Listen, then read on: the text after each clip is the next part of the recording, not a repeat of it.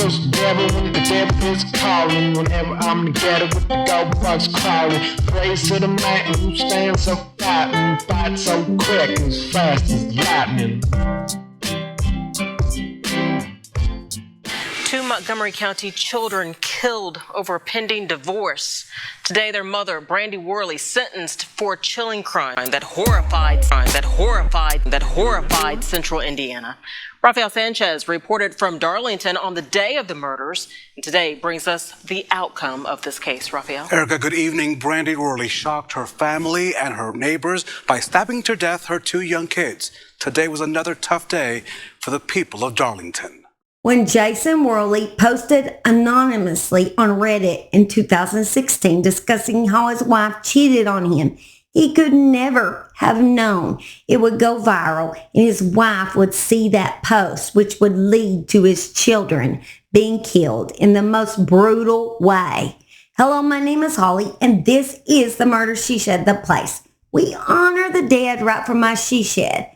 If you'd like to hear a lesser-known crime case, then you have come to the right place. Just hit that subscribe button and you get to see this face, usually 2 to 3 times weekly. And sometimes I rhyme, sometimes I don't. If you like a good rhyme, just hit that subscribe and let it chime.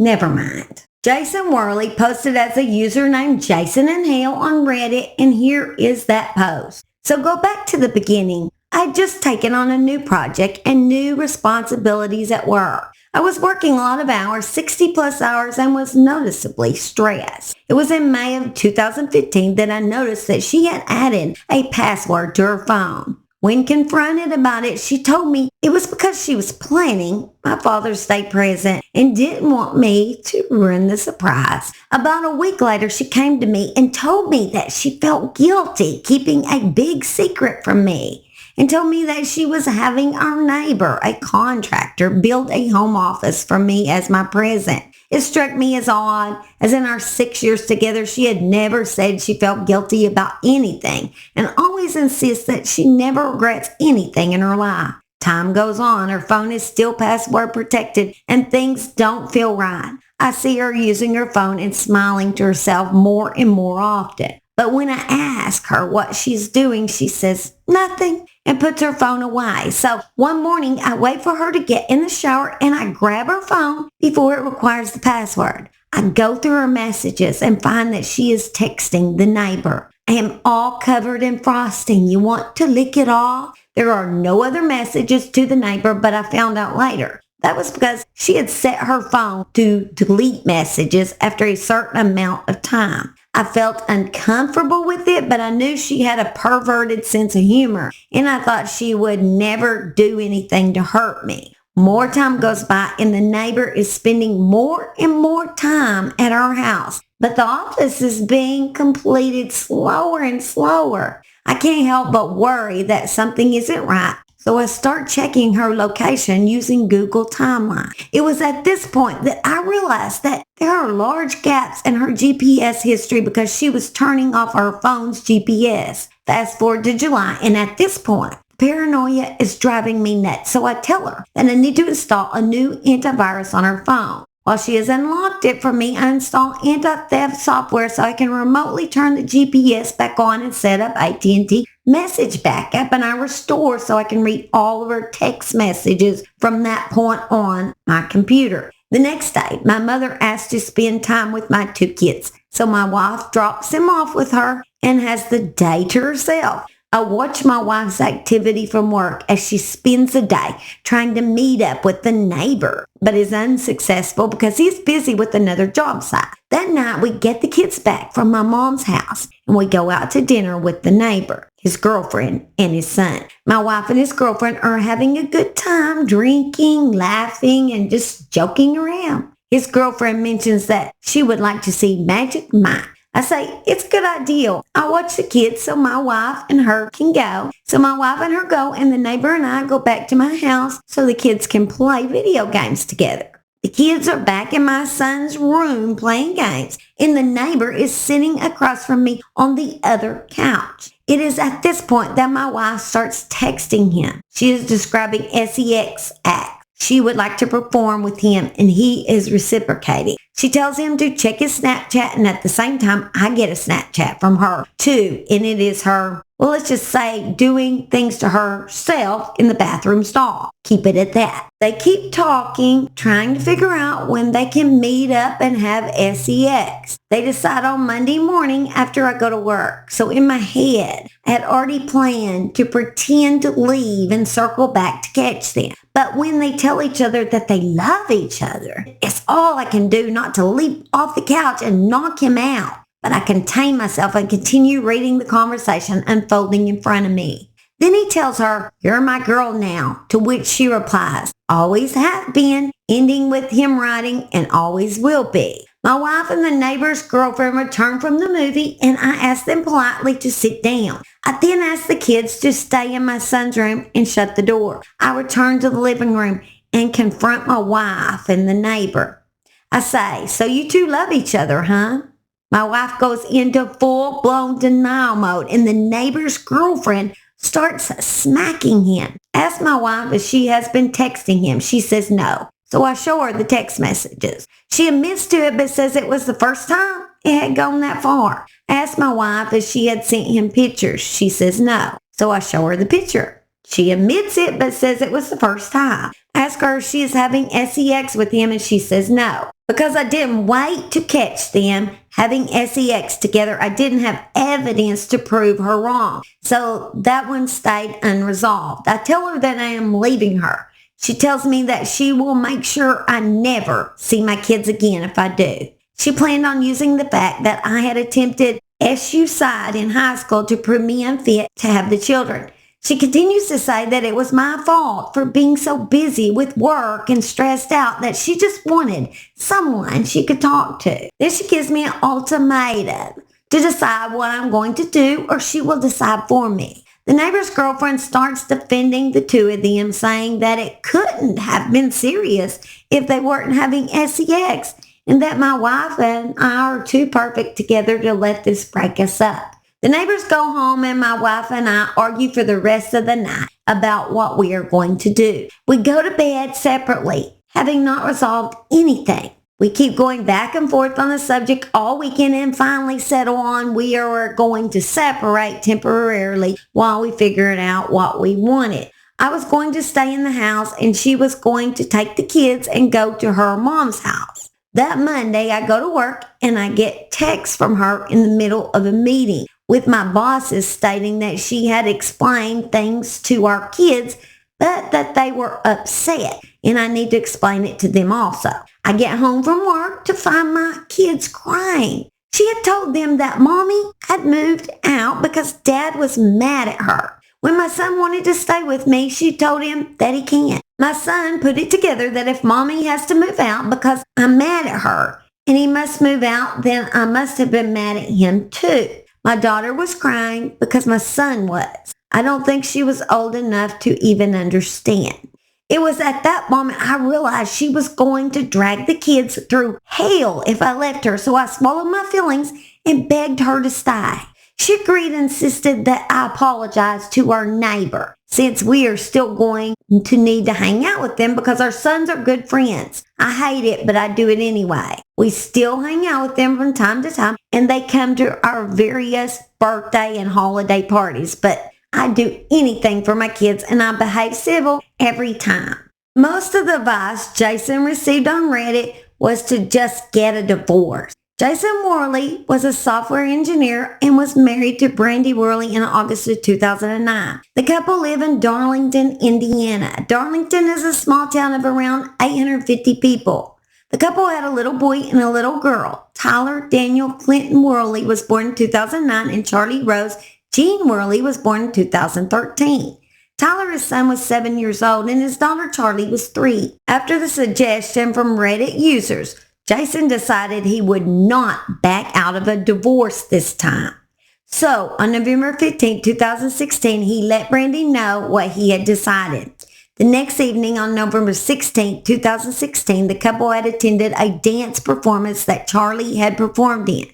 They returned home all together, and everyone seemed to be getting along, and it seemed fine. Brandi told Jason she needed to run to Walmart to get pipe cleaners for their son Tyler's school project. Jason said okay, and while she was gone, started getting the children ready for bed. After Brandi returned from Walmart, she told Jason he could sleep on the couch if he would like, but he told her that he would just sleep in the basement. Jason fell into a deep sleep, but at 4 the next morning, he was awoken by horrifying screams. As he slowly awoke at first, he thought he had been having a nightmare until he heard the scream again. He quickly rose from the air mattress he had been sleeping on and ran up the stairs, terrified of what he was going to find. After he headed toward Charlie's room, where it seemed like the scream was coming from, he passed Brandi, and she seemed to be in a calm state. So he knew the screams could not have been from her. He looked at Brandi, and she calmly said, with no emotion, "Jason, now you can't take the kids from me." His heart sank in fear as he hurried to Charlie's room, where he seen his mother-in-law, who looked pale as a ghost. He then looked down in Charlie's bed and noticed 2 lifeless children laying on the bed in a pool of blood. Jason would later learn the story of what had happened. When Brandi had told Jason that she had went to Walmart to buy pipe cleaners, she actually had bought the murder weapon, a K-bar combat knife, the same type of knife Brian Kohlberger had used on his victims during the Idaho 4 murders. Coming home, she initially placed the knife in Tyler's bedroom. She told Jason that he could sleep on the couch, but he declined, preferring the basement to their bed or couch. As Jason slept in the basement of their residence, Brandi lured Tyler to Charlie's bedroom, stating there would be a sleepover there. She fatally stabbed the children in their necks and then stabbed herself in her own neck. Brandi murdered her son before murdering her daughter. The daughter woke to hear the repeated stabbings to her brother and asked, "What are you doing?" In response, Brandi told her to go back to sleep. She then repeatedly stabbed her daughter. Finally, Brandi called 911 to report the murders. The 911 call was horrifying. There was no emotion in this woman. Montgomery County 911, where's your emergency? 203 South Madison Street, In what town? Darlington. Hey, what's going on there? I just stabbed myself and I killed my 2 children. You stabbed yourself and killed your 2 children? Mm-hmm. Okay, and what's your name? Brandi Worley. Brandi what? Worley. And where are the children at? In my daughter's room on the floor. In your daughter's room on the floor? Okay. And what caused you to do this today? My husband wanted a divorce and wanted to take my kid. I won't let him find my kid. Okay, and how old are your children? 7 and 3. 10 and 3? 7. 7 and 3? Where did you stab yourself at? In the neck. Okay, are you bleeding? Yeah, there's blood everywhere. Okay, and where are you at? In my living room. You're in your living room? Mm-hmm. Okay, where's your husband at? Downstairs somewhere. Okay, what's his condition? I don't know. I haven't talked to him. And when you say downstairs, is he in a basement or? Yeah. Okay, what's his name? Jason. Jason? Jason Worley? Yeah. And what are you feeling right now? I mean, you're tired? Are you where? Yeah. I took a lot of Benadryl. You took a lot of Benadryl? Yeah. Okay. Tyler and Charlie were already dead when deputies arrived at the house in South Madison Street, while Brandi had suffered injuries to her neck. Brandi was sent to the hospital because of injuries to her neck, but then her butt was sent off to jail. She was apparently found sitting on her sofa by officers. Brandi Worley was sentenced to 65 years for murdering Charlie and 55 years for murdering Tyler, giving her a consecutive total of 120 years in prison. Jason went back on Reddit after the murders and revealed how he feels he had failed in his job as a father to protect Tyler and Charlie. He also posted, "Today has been very hard. I went back to the house for the first time. The cleaning company has already come and gone. I don't know if it is all in my head or not, but I swear I could smell blood when I went in Charlie's room. It was heart-wrenching to be hastily grabbing the remnants of my life and throwing them in the back of a van. I just couldn't be in the house any longer. I just can't help but wonder that if I'd slept on the couch like she had suggested, instead of an air mattress in the basement, then maybe I could have saved my children, or at the very least, died with them. A father has one job in this world, to protect his children, and I failed to do that. This is the saddest post ever. He was suffering from survivor's guilt and the guilt of not being able to protect his children, even though he could never even known that someone he had loved would do that to their children. But Jason also came back and posted, "I would like to give a heartfelt and sincere thank you for the advice and support I have received here on Reddit. No one could have foreseen the tragedy that resulted from me filing for divorce. After the case and the verdict of his ex-wife being found guilty, it is said that Jason has moved on with his life with a new wife and family of his own. He has only stated his wishes were to never see Brandi again. Tyler was a first-grade student at Sugar Grove Elementary. He liked to play sports, including soccer, football, basketball, baseball, and wrestling. CHARLEE, 3, was enrolled at Wilson Preschool and took classes at dance by Deborah. She loved to dance, and she also loved story time at the library. And as you can see, they were both adorable children. Rest in peace, sweet angels. So sad. It's such a sad case. The mother was obviously suffering from severe depression, loneliness, depression. Not that I'm defending her in any way. I don't care how depressed you are. This should have never happened. You should never, ever take the life of your children. But these cases happen where the parent is depressed, and this happens. When the family's splitting up, I've seen several cases of this happening lately. And it's really sad that they get to this mental state that they're willing to take these children that they love so much. And she had treated these children so well. You know, it's like she was abusive before. She was just depressed. I'm supposed she loved her children. It's just a horrible, horrible case that these two little children had to suffer the way they did because of what their mother did. And if you struggle with depression, if you struggle with thoughts like these, or even just, I know you're not supposed to talk about this on YouTube, taking your life. Just from saying that, I'll probably get demonetized, but it's okay. If you struggle in any way like this, please seek help. Please don't let it get to this point. Don't let it get like this. Just find help.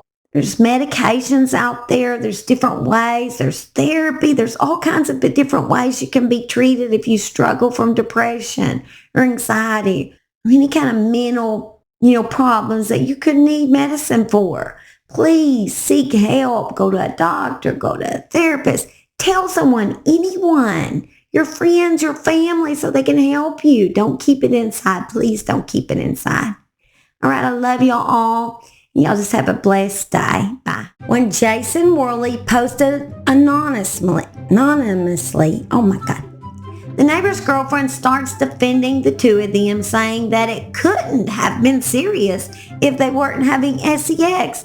Sounds like to me, this woman's been cheated on before. She's willing to accept this. It's like nothing new to her. She's used to it. He didn't say that. I just added that in there. Sorry. I don't know about a brain fart. I don't know what I had, which is actually brain fart is a perfect way to describe this because of what I said. Want to talk about? What are you talking about? Come here, let's talk about. Come here. Okay, say, let me put this down so they can see it. Oh, that may be too. Say bye, I love you guys. You smell like fish again. Like you've been eating my pond full of fish out there. You've been eating my goldfish in my pond again. You're so mean. You're so mean. You're so mean. You're so mean. Say bye, I love y'all. Say bye, I love y'all. Say bye, I love y'all. He's wagging his tail. Look at Max. You should let Max in, you know it? You should let Max in. trust the devil when the devil is calling. Whenever I'm together with the gold bugs crawling. Praise to the man who stands so fighting, fight so quick as fast as lightning.